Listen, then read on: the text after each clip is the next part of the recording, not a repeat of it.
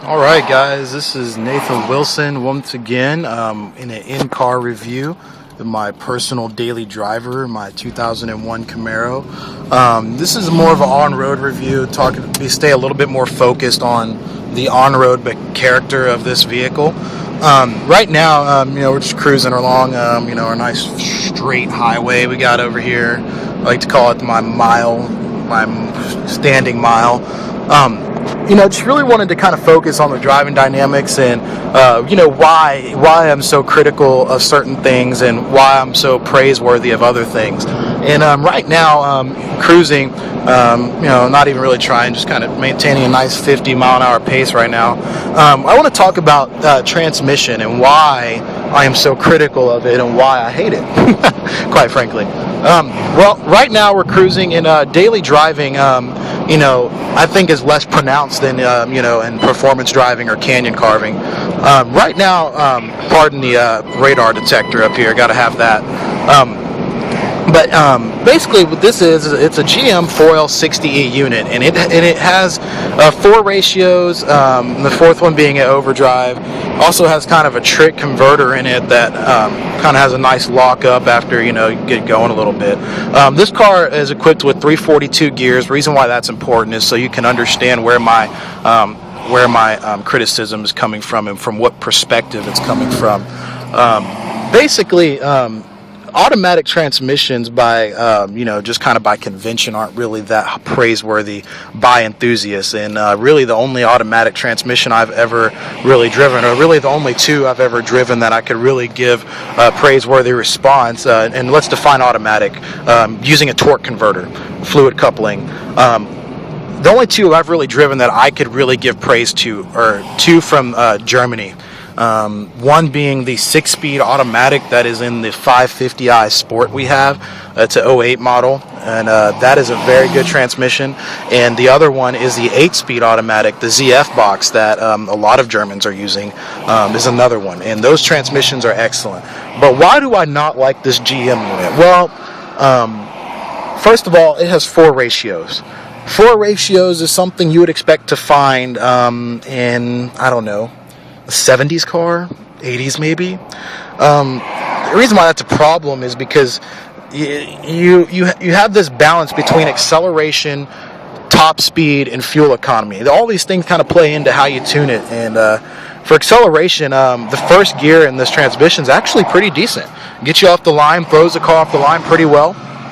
But it's what happens after that. It's the gear spacing. What I mean by gear spacing is after the transmission shifts from first to second, per se, what does it do with RPMs? Well, in this particular car, with these particular gears, he shifts out at $6,000 and puts the engine back at 3,900, which, this being a V6, is very dramatic. It's making nice linear power all the way up to $6,000, and then you're basically dropping it on its face. And this happens successively in every gear all the time with full throttle acceleration. Now, as far as daily driving is concerned, basically what you'll notice is that you'll have to be in the throttle a little bit more to get the vehicle to accelerate at an acceptable pace. And what that means is that basically, and what the stock GM tuning has done is it allows the engine to do a lot of its acceleration in first gear, because that's a really good acceleration gear.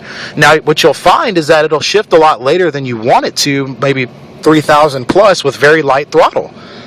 What that does is gets you moving, obviously, because after that shift, it's going to really kill your momentum forward. And fuel economy wise, you get on the freeway about 60 miles an hour, you'll be, sitting at a little bit above 2,000 RPMs. And stuff like that, passing wise. And here's the other part about it: passing really leaves you with a couple of weak spots. 60 miles an hour is a good passing speed for this car. That's about middle to top of second gear when you get a downshift from it. But an awkward spot, let's say, is 40 miles an hour, where, maybe I can show you real quick. We're going 40 right now, and let's say I want to pass this car right here. Well, I'm putting it about 40, let's say I pin it. That's a really awkward spot for my engine to make power, and we're just now passing him. So that's a really awkward spot for my engine to make power, just because simply it's before the torque peak, it's way before the power peak, and it's really awkward. Now let's say a really good passing spot would be this, about almost 60 miles an hour. I nail it, I get a really good response, I get a really good RPM for this engine, and I'm able to be gone. That's a good example of a good passing spot. And you just have all these types of a bad passing spot is what most people refer to as dead spots. It's where the engine's really not making a whole lot of power, and it's not the engine's strongest spot. And that's when you can only do so much with 4 ratios, because you want to have good economy. When you're cruising, let's get it up to 60. We'll see where we're sitting at 60 miles an hour in overdrive. You want to have a good RPM like this to cruise at 60, a little below 2 grand. But also you want to have good acceleration. So the 4 ratios really hurt this car as far as acceleration. And it gets even more pronounced the faster you go. So that's enough about bashing the transmission, because it's no secret I hate this transmission. It's dim-witted, it does stupid stuff, and that's really a lot of the tuning, more or less. Now let's get to some of the good stuff. This ride. The reason why I think this ride is so excellent is because when you're out here on the road, yes, it's stiff, and that's because I've made it stiff. This car has polyurethane bushings, Bilstein dampers, and it's stiff. It has very stiff roll bars on it, so it has really little body roll. It has very wide tires on it, so when you see this bank right here, look how much I'm turning the wheel. Hardly nothing. It looks straight almost. This ride, the reason why that's such a good thing is because, as a general rule, you have to spend a lot of money to get a car that rides like this.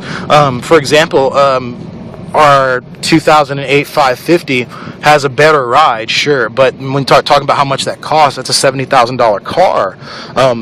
The reason why, and I'll try to explain it, when you're going down the road, it really masks its speed. It really does. You can't tell how fast you're going sometimes without looking at the speedometer, and that's really attributed to the smoothness of the chassis. Now when you start rolling over bumps, yes, it's stiff, but I mean, it's a Camaro. I don't know what else you would expect from a Camaro, but if you expect anything else, maybe you probably shouldn't be driving a Camaro.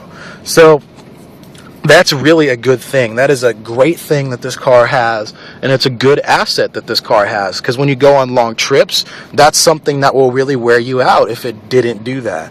Now let's talk about something else that's really, really good. The brakes on this car are really, really good. Why is that a big deal? Because this car, when it was new, was $20,000. The value, you can go buy one of these cars right now for $3,000, and that would be, a mid-range one, or you could spend maybe $4 or $5 grand and get a really nice one of these cars with the V6 and standard transmission, and you get, in my opinion, excellent brakes.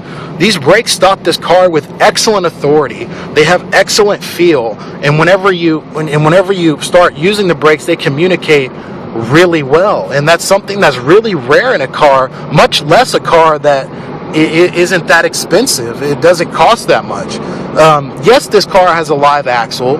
Yes, this car is an older car, being a 2001. But I'm really challenged to find another car in this price range that handles this good. This F-body chassis, now granted it has a lot of V8 parts on it, but it is the same chassis. This chassis really responds well to turn in. It really responds well to braking. And since I don't have that much power, I can't really tell you the oversteer characteristics, because it really depends on what engine you have. Now with this car, you can get a little oversteer if you really try, but as far as the neutralness of this chassis, yes, it has understeer, but also it's very, very neutral. The braking that it has, it's a very good value, and that's something that is excellent about this car. Something that's not so excellent also is the engine. Now I'm going to be careful about this because it's good and it's bad.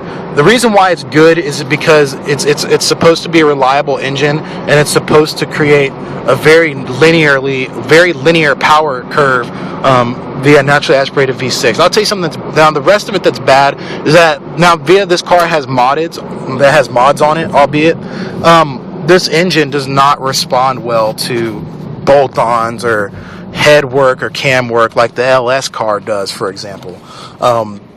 I've talked to plenty of shops that work on 3800 cars, and the basic consensus that you're able to gather from all of the shop's input is that this engine is not going to make power without some forced induction or nitrous. It just isn't. You have a 2-valve pushrod V6, and you cannot get enough air in this thing to make any power. You can do head work, you can do cam, you can do the headers like I've done, you can do the intake like I've done, you can do a lot of things, but at the end of the day, I would be very hard pressed for you to be pushing anything over 250 wheel horsepower with those mods.